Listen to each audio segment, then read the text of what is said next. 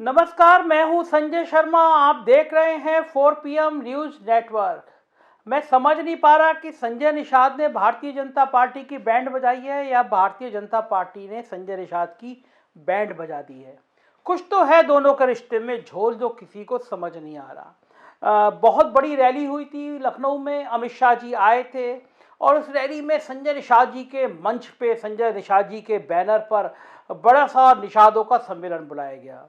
अब संजय निषाद बेचारे बहुत भटकती हुई आत्मा हैं, बड़े संघर्ष करके यहाँ तक पहुँचे वाले नेता हैं और बीजेपी ने उनको बहुत मीठी गोली दी है। बीजेपी ने उनका महत्व तब समझा था जब उनके बेटे को समाजवादी पार्टी ने गोरखपुर से टिकट दे दिया था।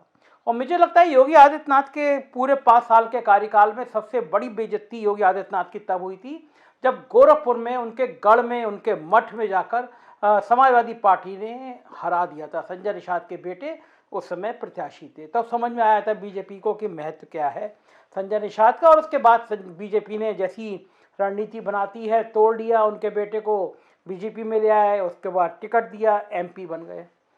तब संजय निषाद ने बार्गेनिंग शुरू करी विधानसभा चुनाव से पहले और ये कहा कि मेरे बेटे को केंद्रीय मंत्री बनाया जाए, मुझे उत्तर प्रदेश में मिनिस्टर बनाया जाए, MLC बनाया जाए। महीनों तक बीजेपी के नेता टरकाते रहे, कभी लखनऊ में मीटिंग, कभी दिल्ली में मीटिंग, कभी अमित शाह के घर मीटिंग, कभी अरविंद शर्मा के घर मीटिंग, कभी JP नड्डा के घर मीटिंग। और जब लगा सब्र का पानी बिल्कुल छलक रहा है, परेशान थे, उसी बीच में बीजेपी मुकेश साहनी जो बिहार में मिनिस्टर हैं, निषादों के बड़े नेता हैं, उनको ले आई। संजय निषाद की टीम बड़ी परेशान थी, चिंतित थी कि जिस तरह मुकेश साहनी की एंट्री हुई है, पूरे लखनऊ में रातों रात होर्डिंग लग गए थे, बैनर लग गए थे, फुल पेज के विज्ञापन दे दिए गए थे और ये तय माना जा रहा था कि संजय निषाद के पर कतरने की बीजेपी ने तैयारी कर ली है। दरअसल वो बीजेपी संजय निषाद के चारों तरफ से घेराबंदी कर रही थी और दिखा रही थी अगर तुम हमारे साथ नहीं आए तो हम मुकेश साहनी को आगे बढ़ा सकते हैं। खैर, डील हुई। हर पॉलिटिकल पार्टी में जैसे डील होती है, उससे पहले एक स्टिंग ऑपरेशन आया, नया नवेला चैनल था और चैनल जो था वो, अब मुझे कहने की ज़रूरत नहीं है, सब जानते हैं वो चैनल किसके स्पॉन्सरशिप में आजकल क्या दिखा रहा है, किस तरह गोदी मीडिया को भी बहुत पीछे छोड़ दिया है उसने स्टिंग ऑपरेशन कर दिया संजय निषाद का। और उस स्टिंग ऑपरेशन में संजय निषाद कहते हुए दिखाई दिए कि भाई मैं हत्या करवा दूंगा, मैं थाने जलवा दूंगा और मैंने पता नहीं क्या क्या चुनाव जीतने के लिए कर दूंगा। तब बात यह आई कि क्या वास्तव में ये ऐसा कर देंगे संजय निषाद? और संजय निषाद जब ऐसा कह रहे हैं तो बीजेपी उनको अपने साथ भला कैसे ले सकती है? तो फिर संजय निषाद के ऊपर पर कतरने की शुरू हुई बात। संजय निषाद स्टिंग ऑपरेशन के बाद प्रेशर में आए, डील हुई फिर दोनों में और संजय निषाद मंत्री तो नहीं बने लेकिन MLC बन गए। उसके बाद में संजय निषाद को पता था कि अगर इस बार निषादों का वोट चाहिए तो एक बड़ा जो मांग है वो निषादों के आरक्षण की है। अब यह इतना आसान भी नहीं था बीजेपी के लिए, क्योंकि अगर आप निषादों को आरक्षण देंगे तो जाट आरक्षण का मुद्दा उठेगा, गुर्जर अपनी अलग डिमांड करेंगे, तो बड़ा पेचीदा माहौल बन जाएगा चुनाव से पहले। और संजय निषाद की मजबूरी थी कि अगर निषादों के आरक्षण की बात नहीं करेंगे तो इस बार निषाद उनके झांसे में आएंगे नहीं। तो ये तय किया गया भाई लखनऊ में मीटिंग होगी और लखनऊ में मीटिंग में निषादों के आरक्षण की घोषणा हो जाएगी, ऐसा संजय निषाद ने कहा। मीटिंग हुई और लेकिन मीटिंग में जितनी बीजेपी को अपेक्षित भीड़ थी वो उतनी भीड़ जुट नहीं पाई। कुर्सियां खाली रह गई। हमारी टीम ने जाके वो फुटेज दिखाई, हमारी रिपोर्टर है निधि मिश्रा, उसने दिखाया कि कुर्सियां किस तरह खाली रह गई हैं।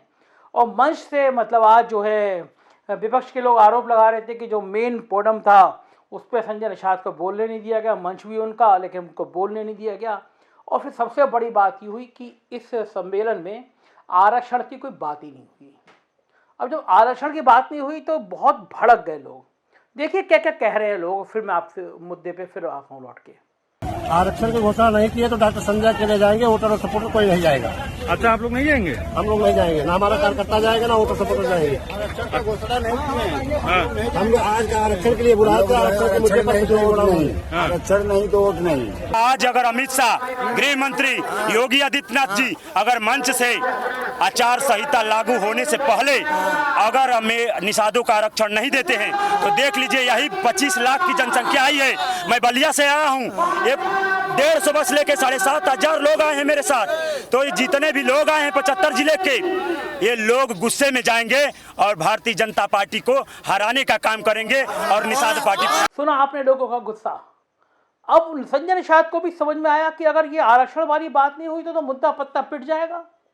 लिहाजा आज उन्होंने बहुत गुस्से में थे। सुबह सुबह अखिलेश यादव के करीबियों के यहाँ इनकम टैक्स के छापे पड़ गए। तो TV9 भारतवर्ष का तेज-तर्रार रिपोर्टर अभिषेक उपाध्याय, उससे बात करते करते संजय निषाद ने कहा कि ये छापे जो पड़े हैं अखिलेश यादव के समर्थकों के, ये बहुत गलत है।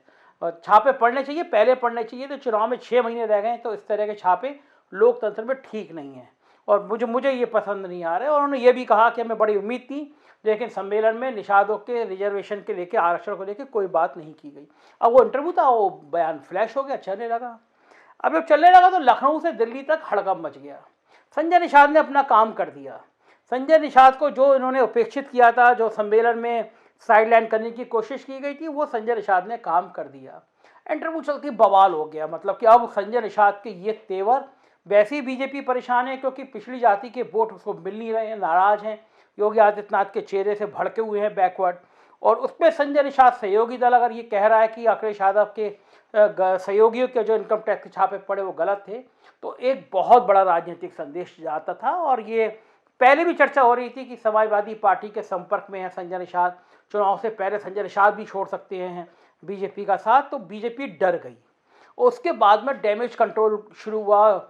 एक सूचना विभाग के एक बड़े अफसर ने कमान संभाली। लोग तो कह रहे हैं शायद नवनीत सहगल ने कमान संभाली। एएनआई सरकारी टाइप के जो इंटरव्यू होते हैं, एएनआई को भेजा जाता है, उसको एएनआई को भेजा गया। धर्मेंद्र प्रधान ने शायद संजय निषाद से बात करी। बीजेपी के तमाम बड़े नेताओं ने संजय निषाद से बात की कि इस तरह के इंटरव्यू का बड़ा गलत संदेश आएगा, हम लोग साथ साथ हैं, नहीं देना चाहिए। फिलहाल बताया गया कि एएनआई को संजय निषाद ने कहा कि मेरा इंटरव्यू तोड़ मरोड़ के चलाया गया, लेकिन ये सब ड्रामा होता है नेताओं का।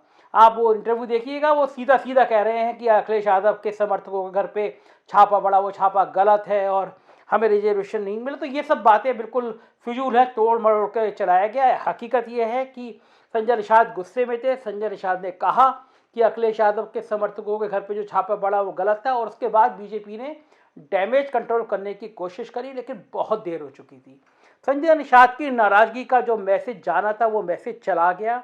संजय निषाद अखिलेश यादव के समर्थकों के घर छापे पड़ने से नाराज हैं, ये मैसेज बैकवर्ड में चला गया। और ये संदेश भी चला गया कि निषादों के सम्मेलन में आरक्षण की कोई बात नहीं हुई। इसका मतलब भारतीय जनता पार्टी निषादों से भी झूठ बोल रही थी, निषादों को भी धोखा दे रही थी।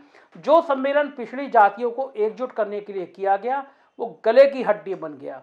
और आज जिस तरह संजय निषाद को डैमेज कंट्रोल करने की कोशिश चलती रही वो, लेकिन उतना इसलिए भी नहीं हो पाया क्योंकि संजय निषाद के तेवर बागी हैं, ये आज समझ में आ गया। जाहिर है आज अखिलेश यादव के घर पे जो छापे पड़े, उनके सहयोगी के घर पे जो छापे पड़े, वो कहीं ना कहीं उनके सहयोगी घर के छापे विपक्ष के नेताओं के अलावा सत्ता पक्ष के भी कुछ नेताओं को पसंद नहीं आ रहे। ये राजनीति है, यहाँ हर कदम बहुत सोच समझ कर चलना पड़ता है। संजय निषाद बहुत नाजुक डोर पर हैं अभी भी। आज समझ में आ गया, भाजपा को भी समझ में आ गया कि अगर संजय निषाद भी चले गए तो संख्या 100 भी पार करना मुश्किल है। तो बीजेपी अपनी रणनीति बनाने में जुटी है। क्या होगा राजनीति का पल पल फैसला हम आपको बताते रहेंगे।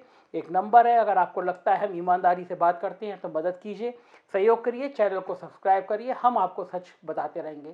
Thank you.